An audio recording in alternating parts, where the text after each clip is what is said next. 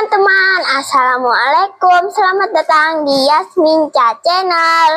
Hari ini aku akan membagikan video mengenai kisah 25 Nabi dan Rasul.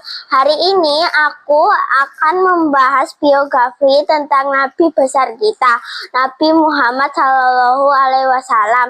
Simak videonya sampai habis ya. Seperti Nabi Musa alaihissalam, Nabi Muhammad SAW juga salah satu ulul azmi yang dikaruniai kitab suci Al-Quran. Gelar ulul azmi sendiri adalah gelar yang diberikan kepada para nabi dan rasul yang memiliki kesabaran dan ketabahan yang luar biasa dalam menghadapi cobaan dan tantangan dalam berdakwah menyampaikan agama Allah.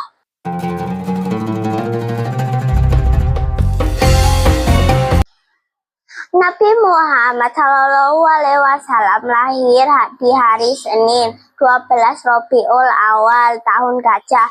Tahun Gajah bertepatan dengan tahun 570 atau 571 Masehi. Nabi Muhammad SAW lahir sebagai yatim karena ayahnya Abdullah bin Abdul Muthalib meninggal ketika beliau masih berada dalam kandungan ibunya, Aminah binti Wahab. Saat Nabi Muhammad SAW berumur 6 tahun, ibunya meninggal sehingga beliau menjadi yatim piatu. Setelah menjadi yatim piatu, Nabi Muhammad diasuh oleh kakeknya Abdul Muthalib. Beliau hanya diasuh 2 tahun saja karena setelah itu kakeknya juga meninggal. Sepeninggal kakeknya, Nabi Muhammad SAW diasuh oleh pamannya. Bahkan beliau ikut berdagang keluar Mekah.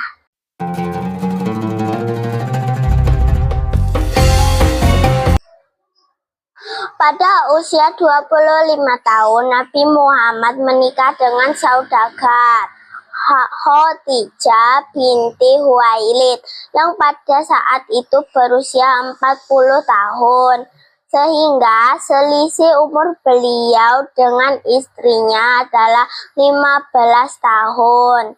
Khadijah adalah istri pertama Nabi Muhammad dan beliau tidak menikah lagi sampai Khadijah meninggal. Anak-anak dari Nabi Muhammad dan Khadijah adalah Al-Qasim, Abdullah, Zainab, Ruqayyah, Ummu Kulsum, dan Fatimah. Namun Al-Qasim dan Abdullah meninggal ketika mereka masih kecil.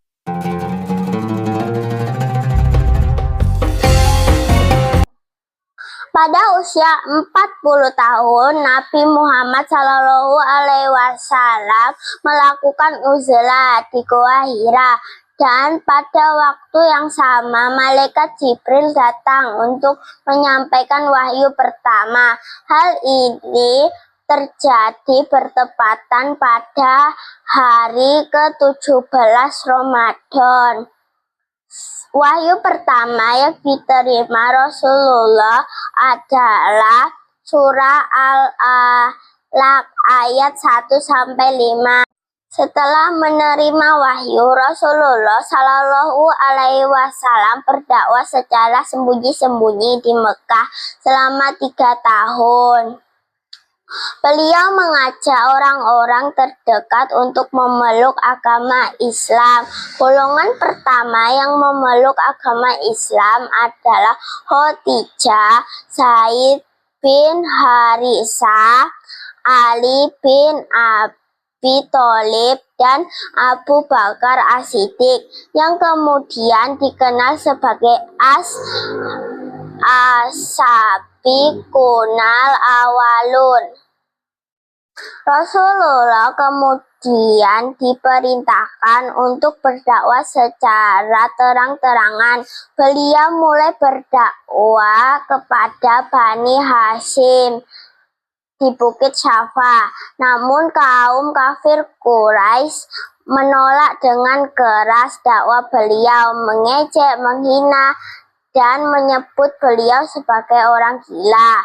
Kaum muslim juga mendapat serangan dari kaum kafir Quraisy.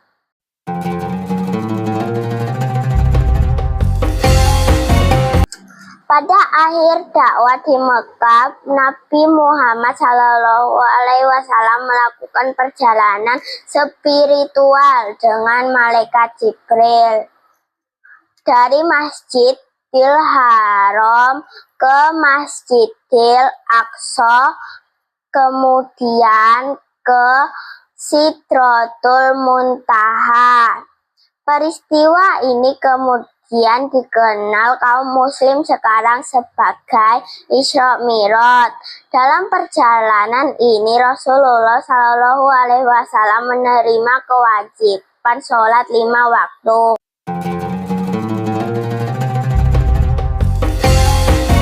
Melihat situasi yang semakin tidak aman, Rasulullah SAW memutuskan untuk hijrah atas perintah Allah Subhanahu wa Ta'ala ke Madinah.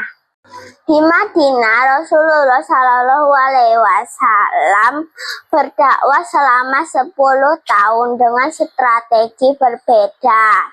Rasulullah SAW melaksanakan haji pertama dan terakhir yang dikenal sebagai Haji Wada pada tahun 10 Hijriah.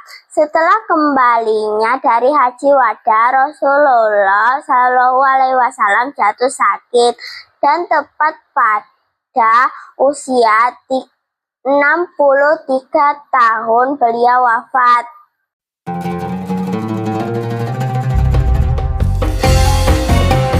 Beberapa mukjizat Nabi Muhammad SAW. 1. Kitab Al-Quran. Al-Quran merupakan mukjizat Nabi Muhammad yang terbesar selama masa hidupnya.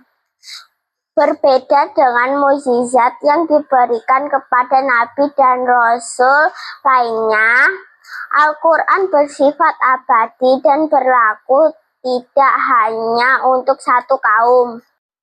Hal ini disebutkan dalam firman Allah surah An-Nisa ayat 174 yang artinya, wahai manusia, sesungguhnya telah sampai kepadamu bukti kebenaran dari Tuhanmu Muhammad dan mukjizatnya, dan telah kami turunkan kepadamu cahaya yang terang benderang, Al-Quran. Kedua, peristiwa Isra Mi'raj. Ketiga, air mengalir dari sela-sela jarinya. Keempat, terbelahnya bulan menjadi 2. Pada saat itu orang kafir Quraisy meminta bukti kenabian Rasulullah. Kemudian beliau mengarahkan tangannya ke bulan. Bulan pun terbelah 2, satu bagian di atas gunung dan satunya di gunung yang lain atas kehendakan Allah Subhanahu wa Ta'ala.